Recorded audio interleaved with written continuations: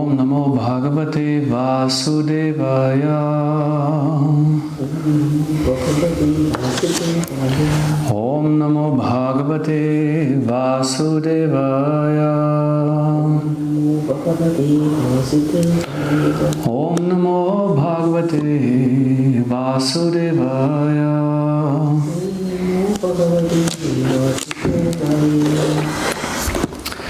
So, Hare Krishna, and welcome to our key verse Katha. Now, previously we had been discussing the Bhagavad Gita catuḥ-ślokī, and now we are at the Śrīmad-Bhāgavatam that has also catuḥ-ślokī, 4 main verses or essential verses, and they are to be found in the second canto, the 9th chapter, from text 33 to 36. So I just chant the mantra 3 times. Aham evasam evagre nanyat yasat asat param paschat aham yad etakcha yovashishyeta sosmyaham. Aham evasam evagre nanyat yatsat asat param paschat aham yad etakcha yovashishyeta sosmyaham. Aham evasam evagre nanyat yatsat asat param paschat aham yad etakcha yovashishyeta sosmyaham. Translation. Brahma, it is I, the personality of Godhead, who was existing before the creation, when there was nothing but myself. Nor was there the material nature, the cause of this creation. That which you see now is also I, the personality of Godhead, and after annihilation, what remains will also be I, the personality of Godhead. So before we read the purport of this verse, which is rather long, because Srila Prabhupada of course quotes many shlokas in order to emphasize certain points he makes. Let's get a bit of context of this catuḥ-ślokī. First of all, it is here Lord Narayan who speaks to Lord Brahma. Lord Brahma is the beginning of our own Sampradaya, the Brahma Madhva Gaudiya Vaishnava Sampradaya. He is actually our first guru, so to speak. He was directly instructed by the Supreme Personality of Godhead about transcendental knowledge. Here in particular, the catuḥ-ślokī deal with the cause of existence, what is the original source of everything, and what is existing throughout the creation afterwards, and what is essentially existent. Because in the verses here we have Nanyat yat sat asat param. While there is something, I am the actually underlying principle, but if there is nothing, it's also me who remains. That was Krishna, or like Narayan is saying. And Brahma is an interesting personality. His whole existence is very different from that of any other living entity. He's called Swayambhu. That means that he is the unborn. He's not born from a mother and a father, as we are born from semen and egg cell, or like from the combination of male and female, but he is born from the lotus stemming from the navel of Garbhodakashiya Vishnu. So he was manifested there, and he was practically the first jiva or individual soul that was present within the universe before it was even created. Actually, there was only the raw universe, the eggshell, which was filled half with water by Garbhodakashiya Vishnu, and this water is the perspiration from his own pores, like the pores of his skin, and this Brahma wasn't even this Vishnu wasn't even visible to Brahma.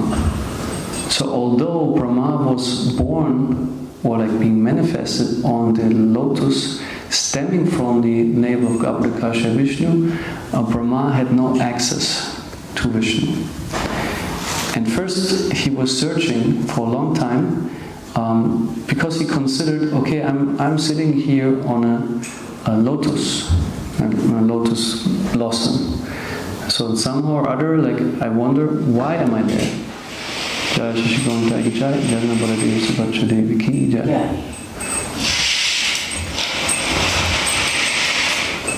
So he was wandering and looking around in the universe, and it is said that actually through that process of contemplation, wandering around, he manifested his 4 heads, because we know Lord Brahma has 4 heads, and they also are manifested based on the 4 directions in which Brahma was practically inquiring or searching where he is and how come that there is something. So then he considered to go down to the root of the lotus, because it makes sense. If I sit on a lotus flower which has a stem, there must be some origin. So he figured, let me go down there. So he went down, but he did not arrive at an end.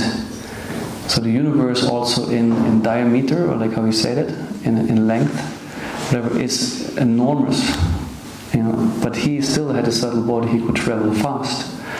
And he went, and practically more than half of his lifespan, which is also enormous, had been passed.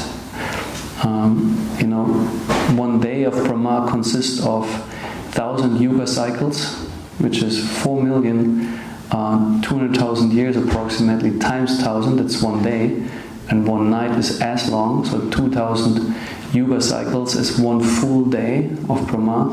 So just imagine, he spent already 50 years of his 100 years going down the lotus. So he didn't figure out Vishnu. So ultimately he arrived back on his lotus, and there are different accounts we find. In the Brahma Samhita is one type of account, Śrīmad-Bhāgavatam, 3rd canto, where Maitreya Muni and Vidura speak, is a bit of a different account, or at least they relate to the full story a bit differently, or at different times when did what happened. So in the Bhagavatam we find that ultimately Brahma attained realization of Lord Vishnu at the very end. Practically he performed also austerities by which Lord Vishnu was pleased, and Lord Vishnu, laying on the Garbhodaka ocean, revealed himself to Brahma. So then Brahma could understand his relationship with Lord Vishnu. And that's something very significant. This Brahma, the beginning of our parampara, is a pure Vaishnava, someone who is directly in contact with Vishnu. And then it's even said Lord Brahma can converse with Vishnu directly when he's going to sleep.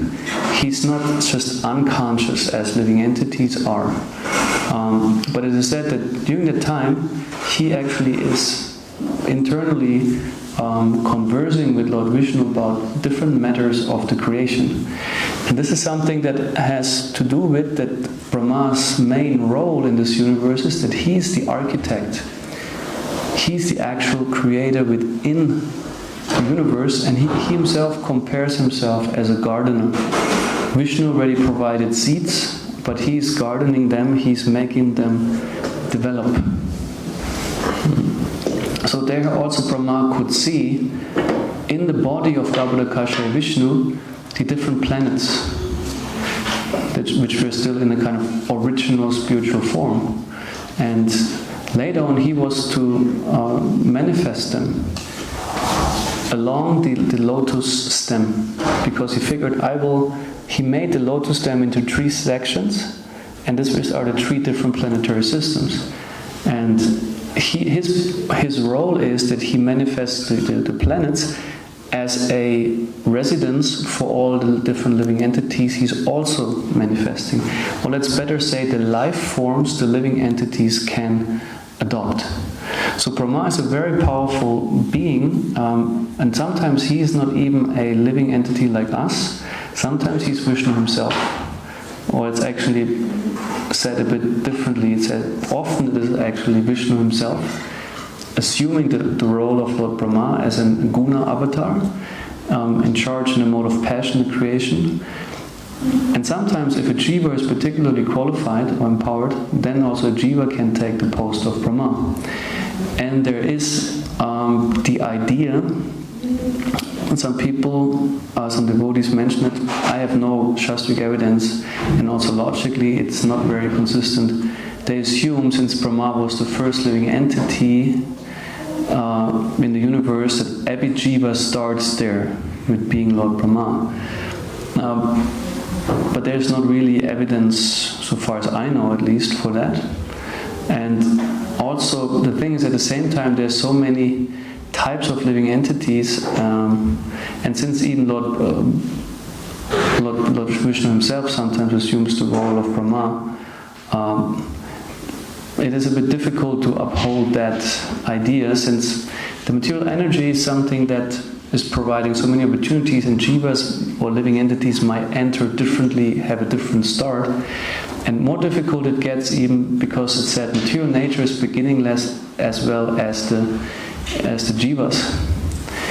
We always try to trace a beginning in time with everything, but even Prabhupada says also karma has actually no beginning. We often assume there must be the first act, the first karmic reaction that led to.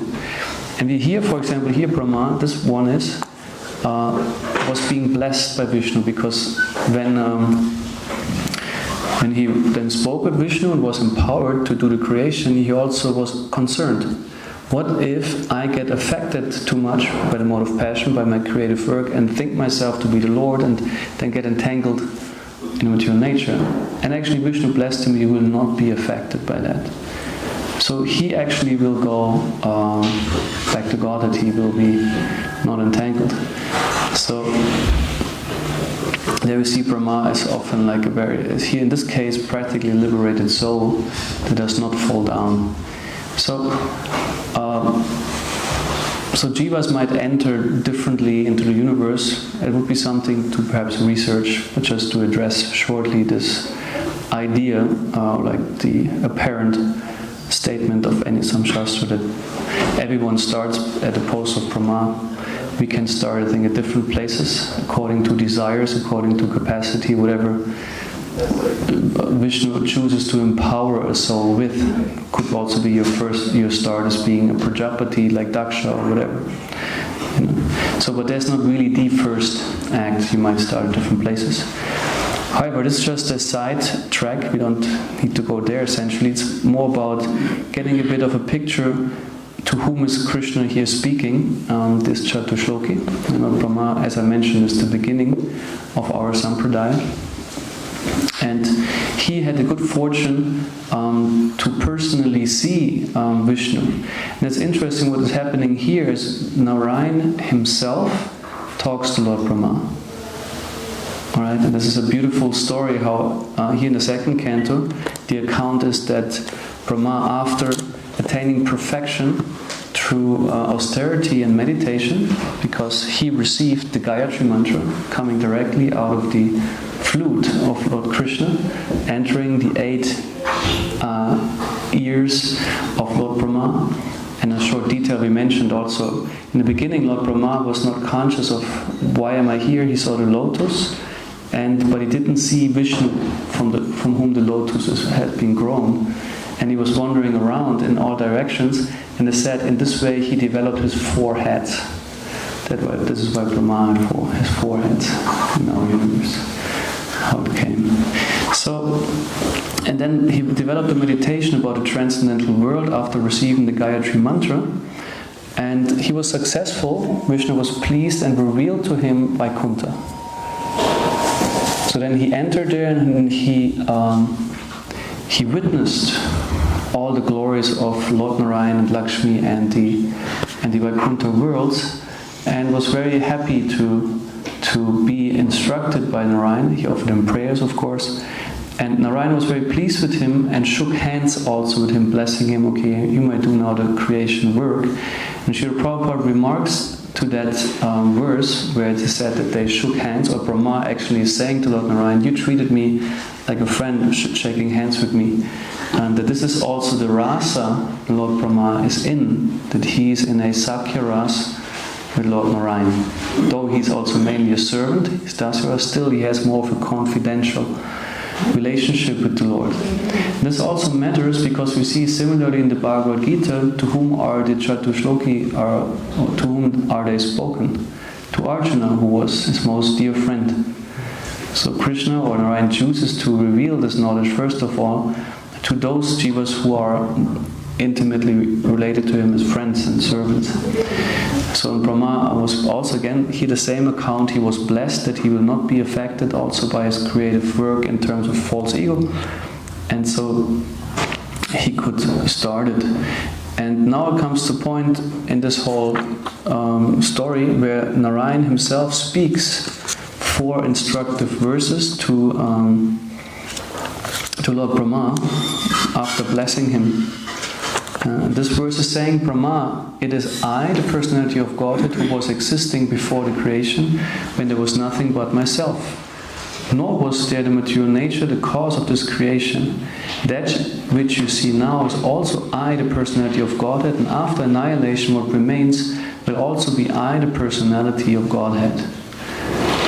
So Brahma was directly instructed about the reality of the Lord, the reality of existence itself. And Srila Prabhupada is emphasizing in this purport particularly that the personality of Godhead speaks to the personality of Brahma. He's very much debating against the impersonal concept. He writes here, we should note carefully that the personality of Godhead is addressing Lord Brahma and specifying with great emphasis himself. Pointing out that it is he, the personality of Godhead, who existed before the creation, and it is he only who maintains the creation, and it is he only who remains after the annihilation of the creation. Brahma is also a creation of the Supreme Lord. The impersonalist puts forth the theory of oneness in the sense that Brahma, also being the same principle of I, because he is an emanation from the I, the Absolute Truth, is identical with the Lord, the principle of I, and that there is thus nothing more than the principle of I as explained in this verse. I mean, there's a lot of I, but we get to that. Accepting the argument of the impersonalist, it is to be admitted that the Lord is the creator I and that Brahma is the created I. Therefore there's a difference between the two I's, namely the predominator I and the predominated I. Therefore there are still two I's, even accepting the argument of the impersonalist. But we must note carefully that these two I's are accepted in the Vedic literature in the sense of quality. And he's quoting the Katha. So Srila Prabhupada is emphasizing that there is the personality of Godhead, 2 persons converse. Because that's dialogue. Dialogue cannot be with only one person. It will be monologue. But even then, you speak to yourself. In some sense, there is a duality. So he's pointing out that if there is one I called Brahma and one personality of Godhead, it is completely unreasonable and logically inconsistent to assume they are one. What would be the point? If they're all the same, why would there be a duality like this? One is the predominated, he says, and one the predominator.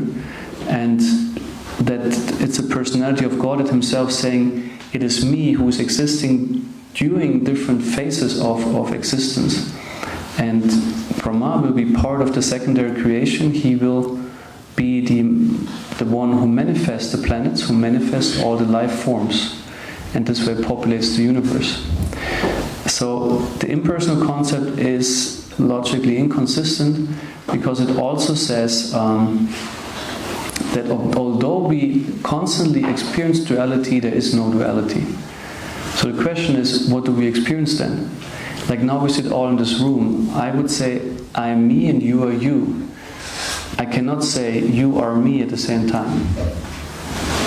First of all, I'm not conscious of you, you're not conscious of me, and at the same time I observe you as separate from me and you observe yourself as separate from me. How can you be one? In sense of identical, merging into one. It's not possible, even if you would assume the idea, okay, I can be one with everything. Let's say you have attained that. Say you became one with everything. And now you say, I became one with everything. Do you see the fallacy in that? The inconsistency? There's still an I in duality to the oneness it is related to. I must have then, in a sense, there's another impersonalist philosophy of annihilating the self, which would be similar. You have it is absurd if an I, like a person says, I have stopped to exist, I'm not anymore. Well, then there wouldn't be an I to proclaim that. You know, it's not possible to not exist and witness your own non-existence. It's just absurd. And there's in psychiatry you have a certain state. People can have so-called derealization. That means they have the feeling, I'm gradually I stop to exist. I'm not there anymore. The paradox is, it is a person perceiving his own non-existence. I mean, your consciousness can be practically that much covered or influenced that you're cut off from certain perceptions. But still the sense of I is always remaining. And this sense of I is always related to another I or you, like we and God. You know, it is me and I'm always in relation to. That means it's relative. You know, so that is what's very important for Srila Prabhupada here to emphasize, that these two personalities, Brahma and Vishnu, are two separate persons, as we are separate, at the same time united within the same quality of Brahman, that we are of same Brahman nature.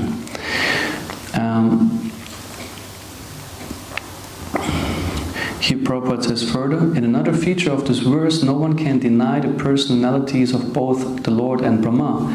Therefore, in the ultimate issue, both the predominator and predominated are persons. This conclusion refutes the conclusion of the impersonalists that in the ultimate issue, everything is impersonal. The impersonal feature stressed by the less intelligent impersonalist school is refuted by pointing out that the predominator I is the absolute truth and that he is a person.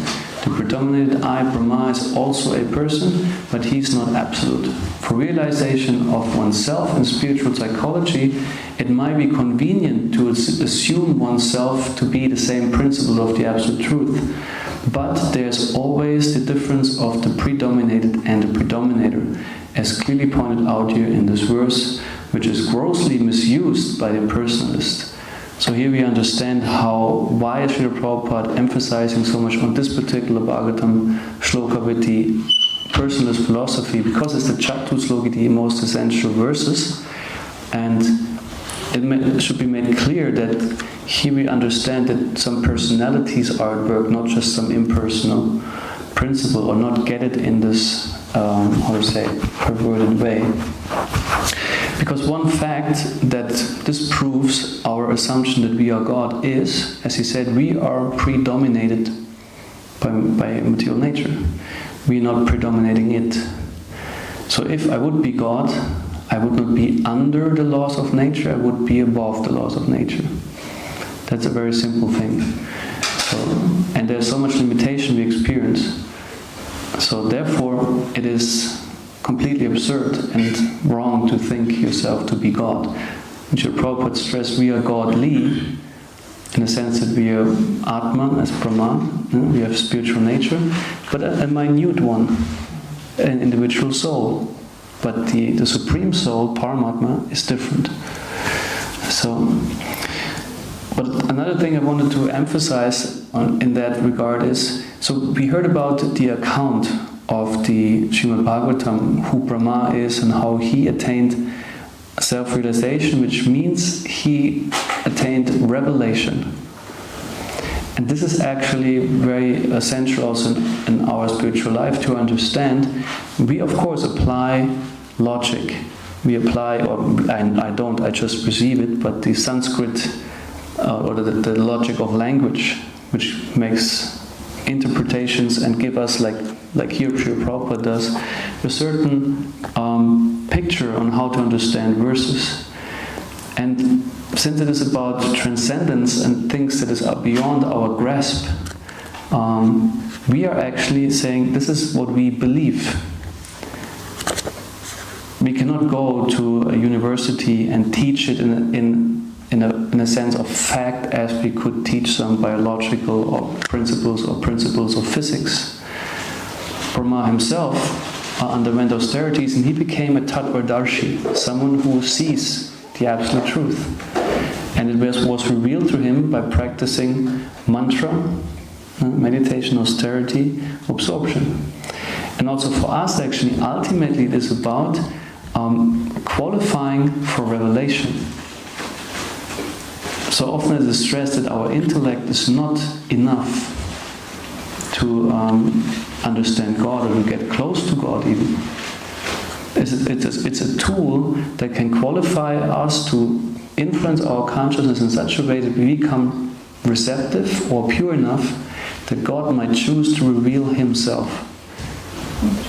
This is extremely essential. The scientists, the atheistic scientists and impersonalist things, I can make God available to me by my own prowess, so to say, intellectual prowess. And that is the big mistake a living conditioned soul makes. It thinks I'm actually in charge of God. This is practically the mentality.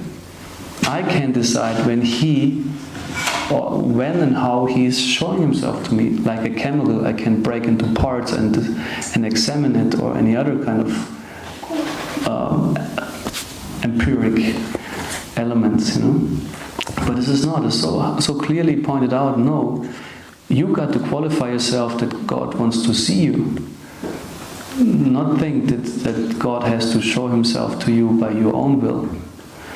So this is what we can learn also from Brahma, because when he did that, when he was ready to be fully surrendered, because his first process was, I'm on the lotus flower and I tried to figure out what's happening, and he couldn't.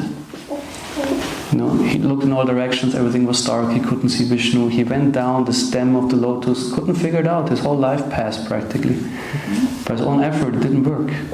Then he performed tapasya. He got a hint, so to speak. He got a mantra to meditate upon. And when Vishnu was pleased with him, literally the light went on. And he could see the Vishnu who was the origin of the lotus. And similarly, after meditating in a different account in Brahma Samhita, he was practically led into Vaikuntha, because he made himself qualified in terms of attitude. He gave up the false ego. This is what we do in mantras when we always have namaha at the end, like Vaishnavibhyo namaha, or Srila Prabhupada namaste saraswati Namo Vishnu Padaya Krishna Vishnu Bhutale Śrīmad-Bhāgavatam Swami Namine. It's not exactly that, but it's always namaha is being explained by Bhaktivinoda Saraswati Thakur. Na is a negation, ma referring to the false ego, and namaha means I give up my false ego, I surrender, or like I put myself beneath the personality I pay obeisance to. And this is most essential, because as long as a jiva does not do that, it disqualifies itself from attaining God realization. This is also a lesson Brahma teaches us by his own example. And I find also when we preach or talk to others, sometimes I notice that devotees tend to be a bit apologetic about that this is to some degree what we do is a faith, a belief. Because we think somehow or other we have to present everything scientifically, or like stress how scientific it is, and it's good because it is scientific as a process. At the same time, like this is our faith. This is what we accept, what we choose to believe. Shastra, this is our principle. Shabda Praman. Shabda Praman is not empiric science. Shabda Praman is you accept from an authority that qualifies by certain features that what this authority says is true. Even if you cannot present it empirically or logically sufficiently, but you have faith in it. Because you accept, okay, my capacity for realization is limited. This is realization theory. There's so many things our intellect is not sufficient for. So we can also present it like this, saying, we base our God picture on, for example, scriptures like the Brahma Samhita. We accept this personality or like as authority, like the acharyas have done, and we accept this as truth. Now I can't prove anything of it. How can I prove what's going on in the spiritual world? What is in transcendence? I haven't seen Brahma personally with his 4 heads, no. No, but I got reason systematically by studying the Shastras and by logic and argument. I came to the point where I accepted, okay, this is the worldview I'm going to adopt. As a scientist, adopted his belief also. It's not that scientists, like everything these people say, is mere fact. Quite the contrary. Also there on the basis is always belief. If you believe there's nothing else than matter, then you can't prove that. And you can't, how to say, or like they say, if I get it correctly, absence of evidence is not evidence of absence, they say. You might not have some transcendence available on your table, but simply the fact that it is absent in terms of an evidence doesn't mean it does not exist. There's not an evidence, it is not there, because based on that logic, you say, my perception is the absolute truth. All that I can perceive and grasp exists, other things don't. And this is not true, it's belief. Because it's just an assumption. Or like, does the universe, is there, like as Kant says, like the universe, does it have an end? If I say yes, I must also ask, okay, what's beyond that? If I say no, I would say I have a challenge to think of something endless in a mind that is conditioned to always think of beginning and end. So I'm always trapped a bit in my own limitations for realization. So therefore, we hear that we say we try to see the world through the eyes of Shastra and follow the process, and this way things will be revealed to us. And also in regards to the Gaura Arti song, once Madhavananda Prabhu was speaking, and he said, and good thing, he says, what Bhaktivinoda Thakur is describing, there is an event on the Ganges, like it's Gaurachanda Arti Kashoba. Janavi Tatavan, Janavi refers to is the name of the Ganges.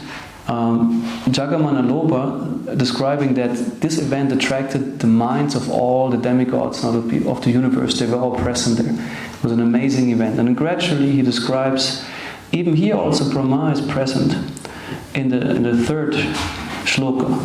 Vasiyache Gaurachand Ratna Singhasana.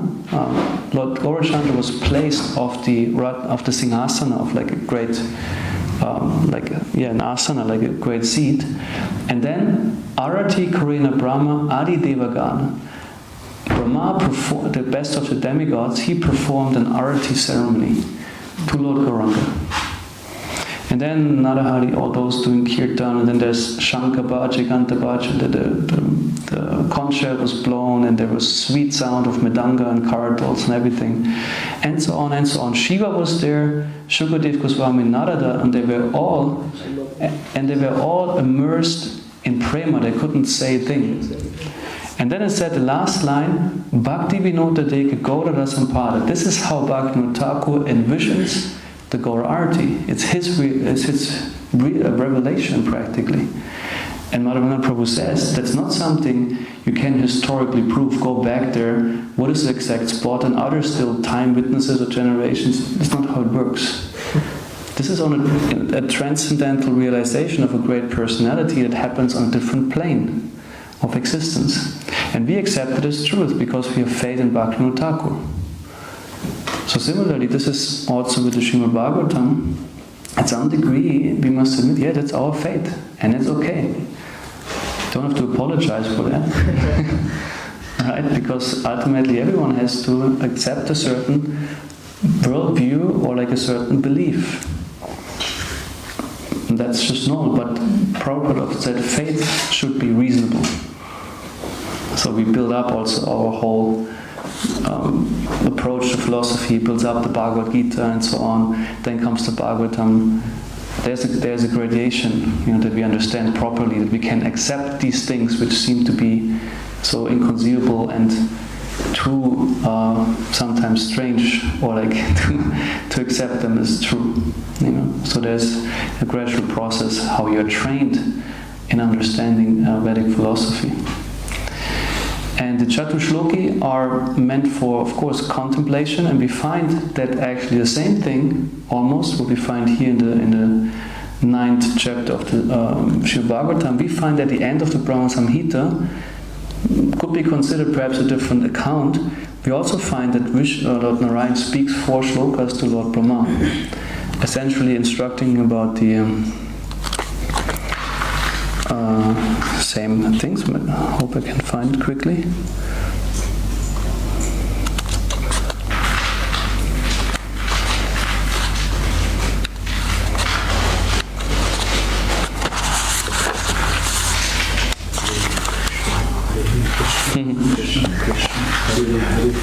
Hare Rama, Hare Rama, Rama Hare Hare Krishna, Hare Krishna. He says, on hearing these hymns, when Brahma chanted all these prayers ending with Govindam Adipurusham Tammaham Bhajami, on hearing these hymns containing the essence of the truth, the Supreme Lord Krishna said to Brahma, Brahma, if you experience the inclination to create offspring by being endowed with the real knowledge of the glory of Godhead, listen, my beloved, from me to this science set forth in the following 5 shlokas. Here in 5 shlokas.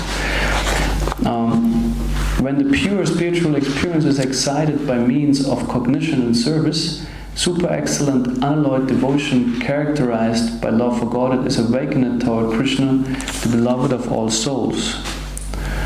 The highest devotion is attained by slow degrees by the method of constant endeavor for self-realization with the help of scriptural evidence, theistic conduct, and perseverance in practice.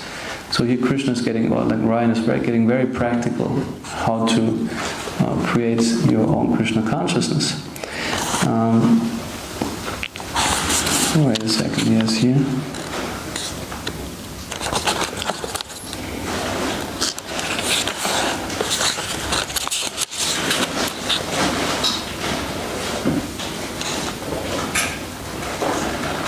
Yeah, in the last shloka he says, listen, O Viti, I am the seed, the fundamental principle of this world, of animate and inanimate objects. I am Pradhan, the substance of matter. I am Prakriti. I am the Purusha, efficient cause. This fiery energy that belongs specifically to the Brahman that inheres in you has also been conferred by me. It is by bearing this fiery energy that you regulate this phenomenal world of animate and inanimate objects. So I think I was maybe remembering something else too. Okay, but here also Vishnu instructs Brahma particularly about the position he has and also about Brahma's position. So as the Brahma Samhita is meant for contemplation and steady meditation, also these shlokas are meant for that, because they were 4 essential verses, and from there the Bhagavatam developed. Brahma gave them to his own son, Narada Muni, with the instruction to expand on them. And gradually the Bhagavatam developed from these 4 shlokas. It was added. And of course at some point Vyasadeva was getting involved. Hare Krishna. Are there any comments or questions? Oh yeah, microphone.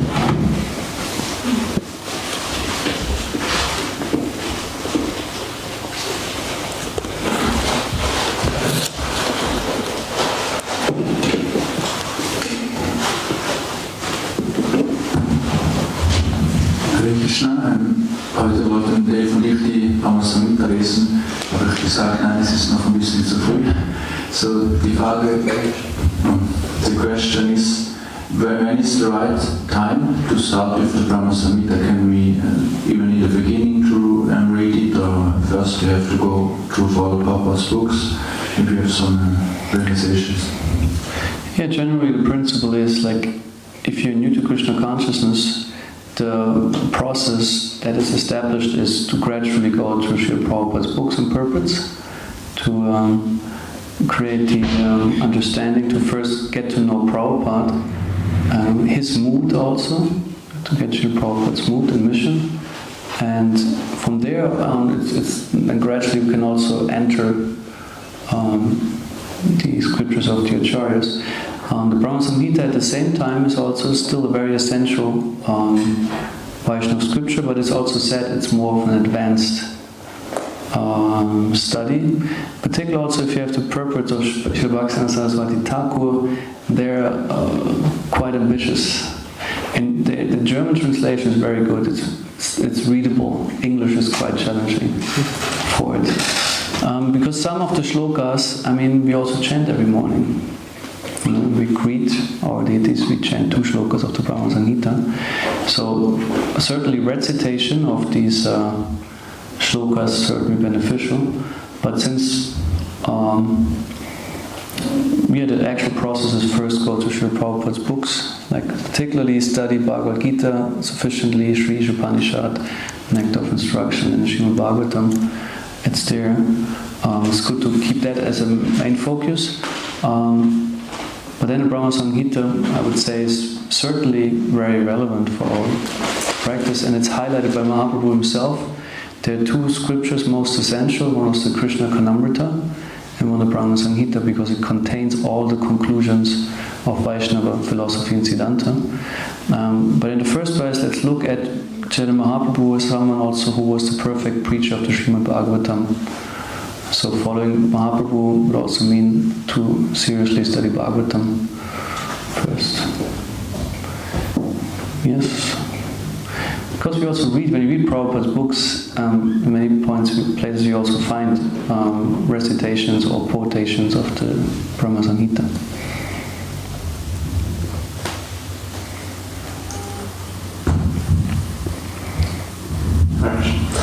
I have a question because you brought up this point, this topic of faith and knowledge.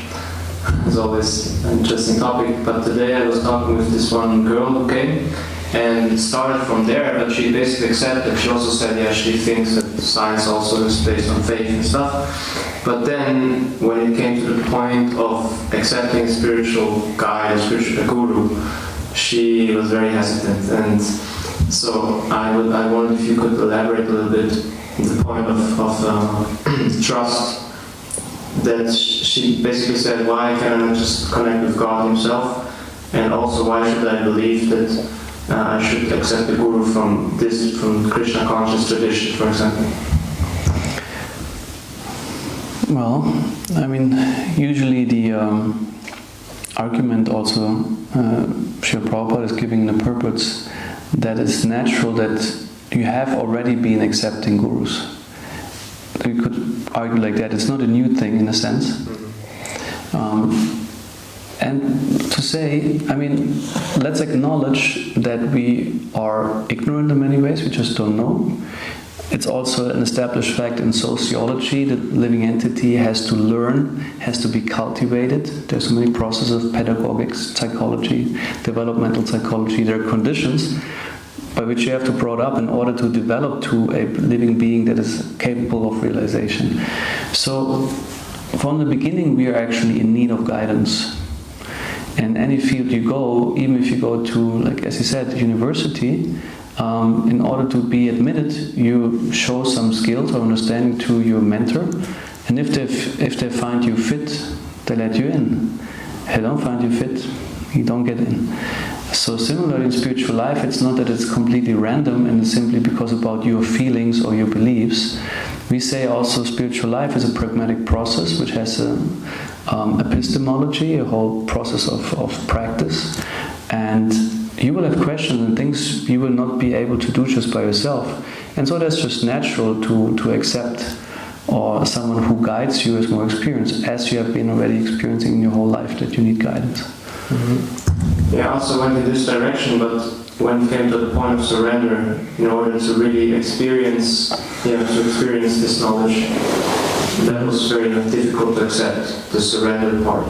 You could say, it's cool to have a teacher, but you're really free still, you're independent. But if you have a guru, at some point you have to surrender, right? So... Well, yeah, and of course surrender is nothing you can force. Mm-hmm. You should also understand, surrender sometimes sounds like a bit like, you stand in front of someone who puts a weapon, gun at you and say surrender, and a sense of being forced is often going along with it. But here surrender we mean voluntarily submitting to a person's higher wisdom or competence, which if you find that person will more or less be natural. It cannot be artificially pushed. You should surrender to this person, maybe because I did, or like others think you should.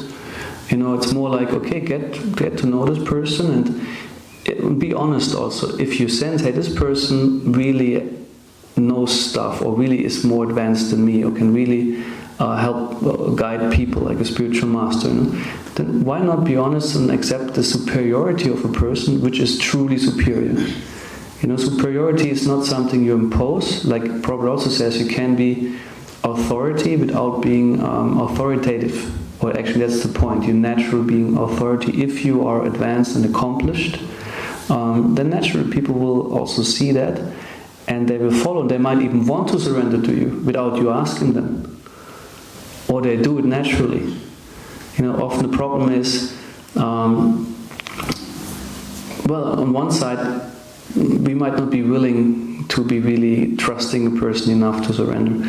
That's an issue every conditioned soul has. So therefore, actually, the first step is, in general, to build trust by also saying, you don't have to do it anyway now. It's not that you must accept now a guru. Well, why don't you feel invited and discuss with us, study our books and hear some classes or be around, and then see where it leads you. And then we can bring this up, that we don't have to get stuck on this topic at the beginning,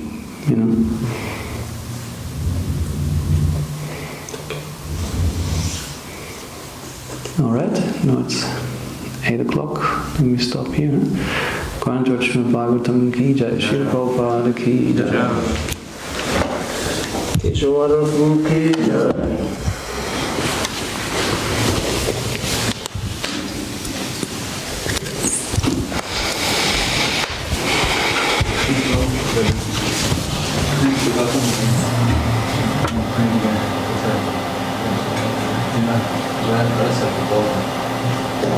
Surrender means there's no one, it's all.